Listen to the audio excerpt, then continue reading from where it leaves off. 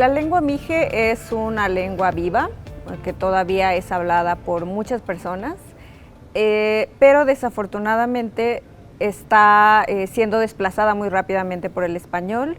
y esto se refleja en que muchas niñas y niños ya tienen como lengua materna el español en lugar del mije. Esta es una problemática que tiene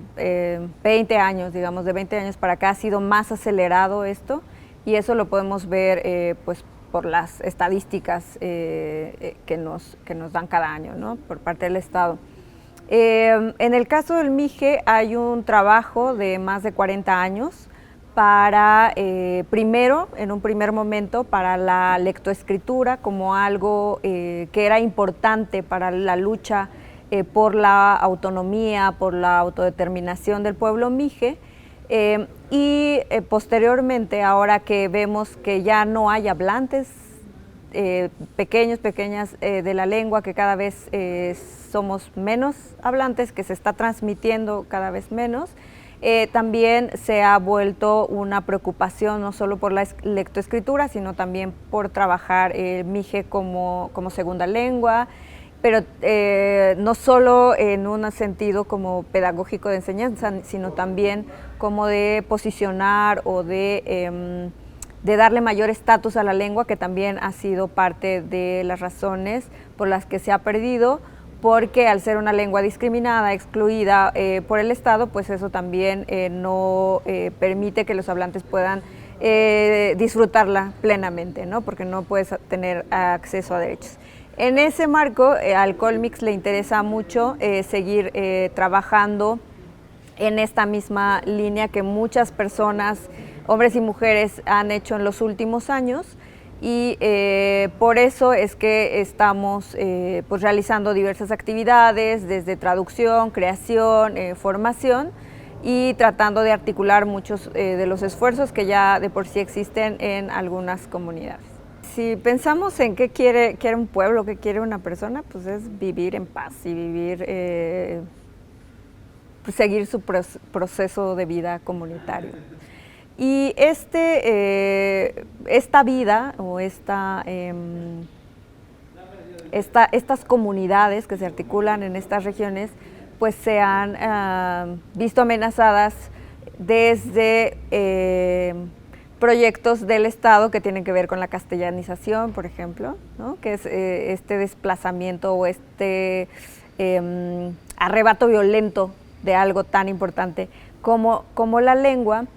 Y cuando las personas en los 70s, en los 80s se articulaban en esta lucha, era para defender el territorio, pero no solo defender el territorio de estos proyectos extractivos, que en ese momento eran proyectos que amenazaban los bosques, sino también para dejar claridad en los espacios de diálogo con el Estado, en estos espacios de interlocución con el Estado, que el pueblo mije podía decidir cómo vivir, cómo desarrollarse, ¿no?, porque está todo este discurso de los pueblos indígenas tienen que desarrollarse, abrirse a la modernidad, y entonces era como dejar muy claro de no estamos diciendo que no queremos ir como aprendiendo, incorporando estas otras tecnologías o estos otros conocimientos, sino que queremos decidir cómo hacerlo, ¿no? Y en ese sentido planteaban mucho, muy fuerte la autonomía en la educación, ¿no?, la educación propia, a partir de lo propio para poder aprender, para poder educarnos, y sobre todo porque se veía que las nuevas generaciones estaban siendo pues desplazados hacia las ciudades, hacia las urbes, en estos procesos de trabajo, pero también de escolarización, y que había mucho este rechazo a lo propio, porque hay un proceso también de desplazar o de desvalorizar los conocimientos propios y de la vida propia, ¿no?, en las comunidades. Entonces el pueblo mije en ese momento plantea como esta necesidad de definir su propia vida, su propia historia, su propio futuro, y la educación, la economía, los mercados, la agricultura tenía que ser todo parte de ese proyecto integral. Entonces yo creo que se ha mantenido de alguna manera, es esa misma resistencia o esa misma necesidad de defender esta vida, la música, el territorio físico como tal, pero también todo esto que nos hace ser mijes e identificarnos como pueblo. Entonces yo creo que es una pregunta como muy amplia, pero también que tiene una respuesta muchísimo más compleja, porque no es que sea un deseo o una lista de deseos que se puedan listar, sino que es tan complejo o tan amplio como puede ser pensar en que queremos poder decidir sobre nuestra historia y sobre nuestra vida, ¿no? Hay varios proyectos, hay algunos mapas que se han hecho ya sobre algunas concesiones que se han dado, ¿no?, sin consulta a los pueblos en el territorio, y que probablemente teniendo eso solo en papel, ahorita no representan una amenaza tangible, pero que el hecho de que haya carreteras, autopistas atravesando el territorio, o que se hayan planeado algunas autopistas atravesando el territorio, es una amenaza a la vez de que se ofrece como una oportunidad de desarrollo, de acceso, de conectividad, ¿no? Porque cada que abren una nueva brecha, cada que abren una nueva autopista, lo que te dicen es que vas a llegar más rápido a la ciudad, y esa es la aspiración. Pero lo que no nos dicen es que también así de rápido van a llegar el crimen organizado, o también así de rápido va a circular el tráfico de personas y todas estas como violencias contemporáneas, que ya no solo son con territorios o con bosques, o con recursos como el agua, sino también con personas, ¿no? Entonces, ahorita todavía no es como muy claro cómo se está articulando eso, pero por otro lado también hay todas estas amenazas simbólicas de cómo muchos valores,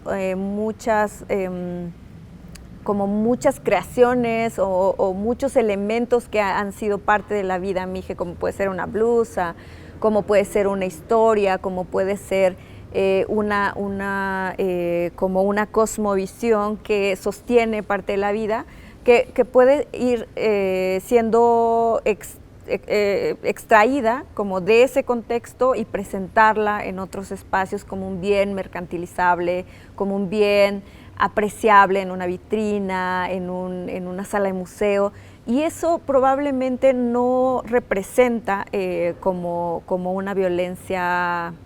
física o un balazo o un desplazamiento, pero está configurando también como este otro extractivismo que decíamos que no es que nos estén dejando desnudas cuando plagian una blusa o cuando plagian una gabardina, no es que nos estén dejando sin ropa, pero poco a poco también estas prácticas de la vestimenta se van a ir sustituyendo, o eso es lo que ha pasado en otras culturas, por fibras más sintéticas, por ropa más accesible, ¿no? Porque esto mismo del plagio, del extractivismo, propicia que estos bienes entren en un circuito comercial que encarece y otra vez regresa a tener un impacto directo a la misma economía comunitaria, y se va a traducir en que poco a poco menos personas van a poder pagar un precio que se fija ya con una injerencia muy directa del exterior. Y de pronto puede llegar a suceder también con otros bienes, ¿no? O sea, como de que van sacándose de la comunidad y de pronto regresan transformados en otra cosa. Entonces también con la lengua está en constante resistencia y también esa es una amenaza latente, y es una amenaza que se está cumpliendo cada día. Cada que una madre, cada que un padre decide no hablarle a su hijo en mije, esa amenaza está surtiendo efecto. Hay una tendencia como a ver lo moderno o lo tecnológico, los avances tecnológicos, como la aspiración, ¿no? Como quiero tener el reloj último modelo. Bueno, Ahora ya no se usan tanto esos relojes, pero ahora hasta eso ha estado, de eso hasta se han estado apropiando las empresas que desarrollan celulares, ¿no? Porque ahora ya te ponen el reloj en la mano, digo, el celular en la mano. Esa es una narrativa que está permeando en las comunidades y está llegando de manera en la que los jóvenes, las jóvenes sobre todo, estamos siendo usuarias o están siendo usuarias como más pasivas de estas tecnologías, más consumidoras, más que creadoras, y de pronto se deja de lado como todo este potencial creador que puede haber en las mismas comunidades si viéramos que estas tecnologías pueden ser también utilizadas o hackeadas o localizadas a las mismas necesidades comunitarias. Entonces, por un lado, sí puede ser que la tecnología o específicamente todo este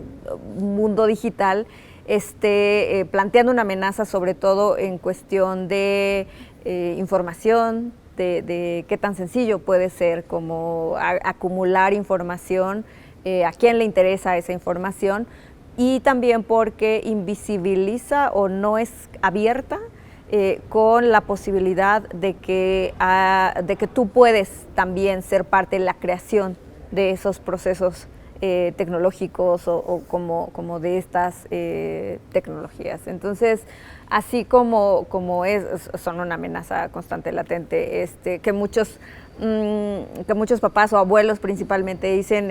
los niños ya no hablan porque están metidos en el teléfono, en el celular o en la tableta, o sea que también a muchas comunidades, a pesar de toda esta brecha que todavía existe, ya está pasando. También es entonces ver cómo potenciamos el uso probablemente de estas tecnologías para la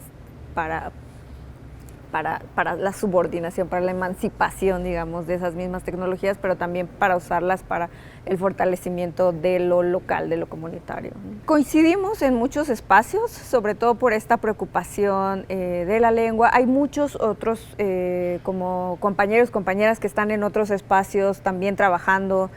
por defensa del territorio, por medios de comunicación como la radio, que se articulan con otros pueblos indígenas en estas redes de medios comunitarios, o también compañeras que están activamente trabajando por la defensa de los derechos de las mujeres, por la participación de las mujeres, que se articulan con otras mujeres de otros pueblos indígenas, no solo de México, sino también de otras latitudes. Entonces, una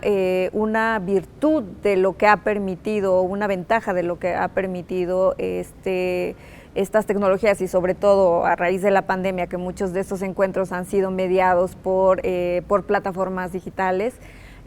han permitido también un mayor intercambio, un mayor encuentro de estas voces, de estas personas, de estas diversas luchas que se van tejiendo en diferentes geografías, ¿no?